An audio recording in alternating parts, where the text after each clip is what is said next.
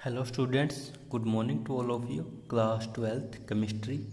So last lecture में आप लोगों ने देखा था कि हमने नर्नेस्ट इक्वेशन के बारे में पढ़ा था कि नर्नेस्ट इक्वेशन क्या होती है, वो रिडक्शन इक्वेशन के लिए यूज़ की जाती है। इक्विलिब्रियम कांस्टेंट देखा था, क्वोशिएंट देखा था और नर्नेस्ट इक्वेशन की एक जर्नल फॉर्म हमने निकाली थी जो ये थी कि E M N positive over M is equal to E naught M N positive over M minus 0.059 over N log 1 by M N positive. ठीक है, तो इन सारी टर्म के बारे में आप लोगों ने पढ़ लिया था कि कौन सी टर्म क्या थी और कहाँ से आई थी। अब हम इसी के बेस के ऊपर आगे चलते हैं। अब हम देखते हैं बच्चे एक जर्नल इलेक्ट्रोकेमिकल रिएक्शन।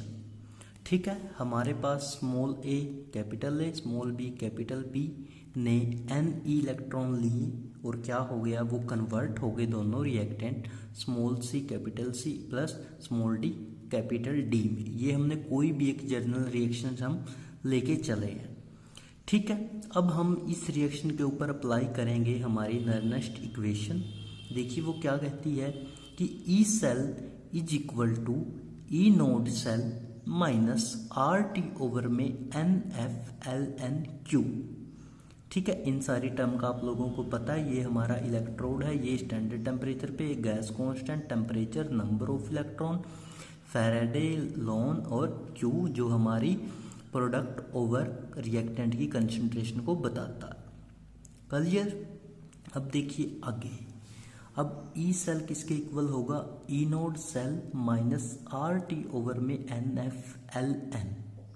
यहाँ तक से अब हमने क्यू की जगह पे क्या रख दिया, जो कि हमने कल बताया भी था कि क्यू क्या होता है, आपकी प्रोडक्ट की कंसंट्रेशन ओवर में रिएक्टेंट की कंसंट्रेशन। तो प्रोडक्ट इस रिएक्शन में क्या है, ये दोनों हमारे प्रोडक्ट है और ये दोनों हमारे रिएक्टेंट है। तो प्रोडक्ट की कंसंट्रेशन यानी कि प्रोडक्ट कौन है, सी।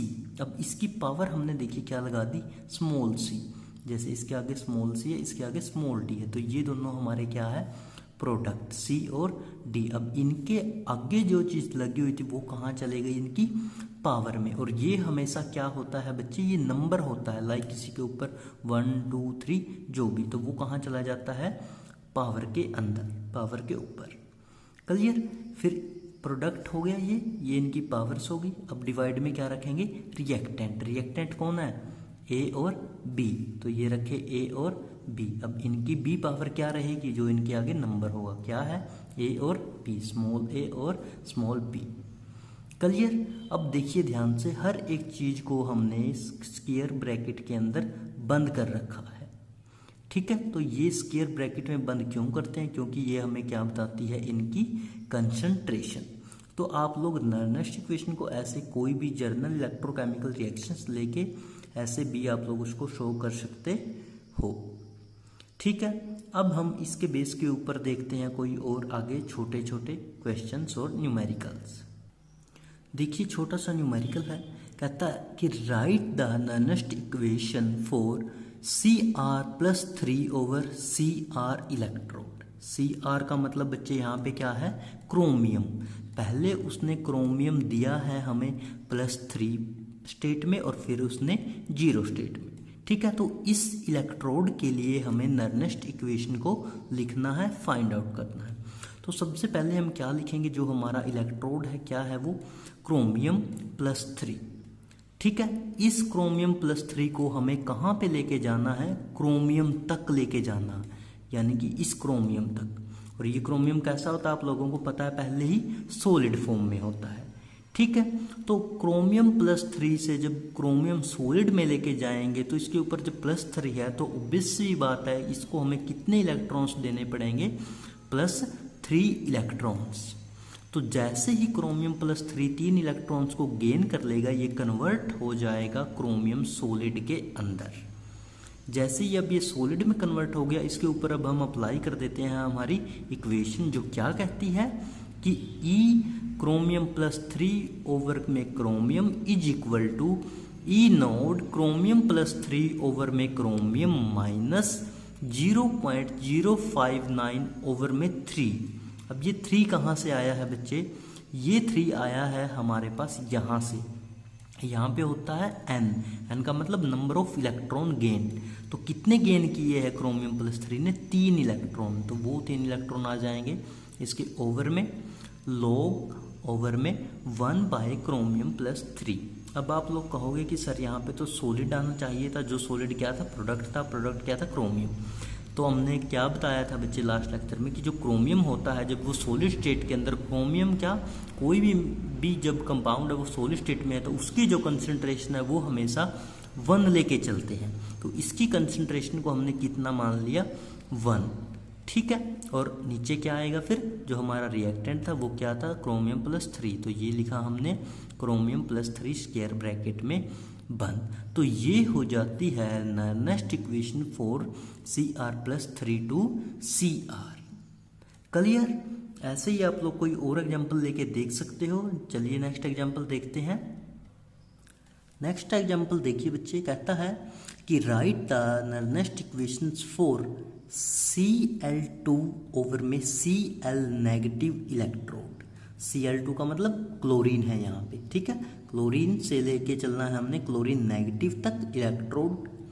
अब देखिए सबसे पहले क्या करेंगे? रिएक्शन लिखेंगे। रिएक्शन किस चीज़ की लिखेंगे? Cl2 की। तो जो Cl2 होता है आप लोगों को पता है वो कैसा है? एक टाइप से यहाँ पे गैसियस फॉर्म में। ठीक है, Cl2 है गैसियस फॉर्म में। जब हम इस Cl2 को क्या करेंगे? 2 इलेक्ट्रॉन दे देंगे। इसके अंदर प्लस कर दिया हमने क्या चीज़? 2 इलेक्ट्रॉन्स। तो ये इलेक्ट्रॉन्स को लेने के बाद कन्वर्ट हो जाएगा 2Cl नेगेटिव के अंदर। और उस दौरान अब जो इसकी फेज होगा वो कैसा होगा? एक्वस फेज होगा। ठीक है, पहले आप लोगों ने देखा था वो इलेक्ट्रॉन को गेन करने के बाद सॉलिड फेज में जा रहे थे compound, but now it turns into aqueous phase. Clear? Cl2 था, 2 इलेक्ट्रॉन उसने गेन किए and it converted into 2Cl negative aqueous phase के अंदर। अब इस फेज में थोड़ा सा डिफरेंस रहेगा, इस वजह से ये एग्जांपल कंसिडर किया है मैंने एक्वस के लिए, वरना सॉलिड के केस में आप लोगों को पता ही कि क्या करना होता है। तो देखिए अब इसके लिए नेक्स्ट इक्वेशन अप्लाई करते हैं।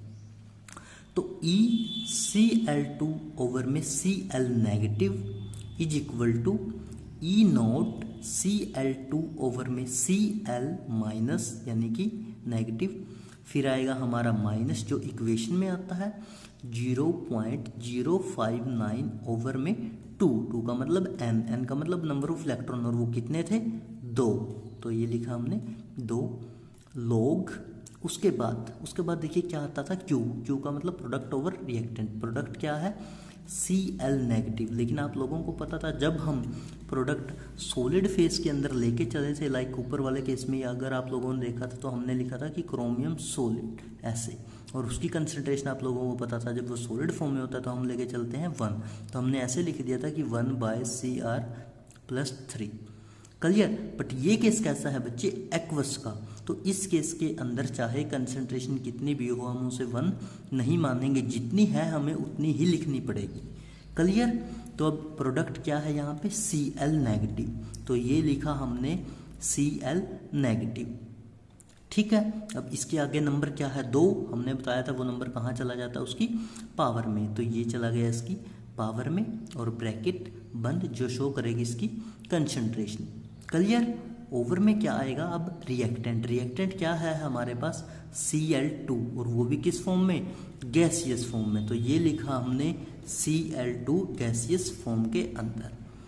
ठीक है, तो ये थी हमारी नेक्स्ट इक्वेशन फॉर Cl2 से जब Cl नेगेटिव इलेक्ट्रोड के अंदर कन्वर्ट होता है। आप लोग जब सॉलिड के केस करते हो तब आप लोग कंसंट्रेशन को 1 कंसिडर कर सकते हो। ठीक है, बट जब आप लोग कोई एक्वस का केस आपके सामने अगर आ जाता है तो एक्वस के केस के अंदर आप लोगों को जो वैल्यू है वो ऐसे की ऐसे एज इट इज रखनी पड़ती है, यानी कि जो प्रोडक्ट है वो ऐसे कैसे रखना पड़ेगा। क्लियर है? यहाँ तक ये थे हमारे नेक्स्ट इक्वेशन के कुछ एग्जांपल्स। नेक्स्ट देखिए, कहता है रिप्रेजेंट द सेल Mg यानी कि मैग्नीशियम सॉलिड प्लस के 2Ag positive 0.001 molar convert into Mg2 positive 0.130 molar and 2Ag solid. Calculate its E cell if E naught cell is equal to 3.17 volt. तो ये numerical हम कल देखेंगे, आप लोग इसके ऊपर डिस्कस कीजिए, पढ़िए, बुक्स देखिए। Thank you so much.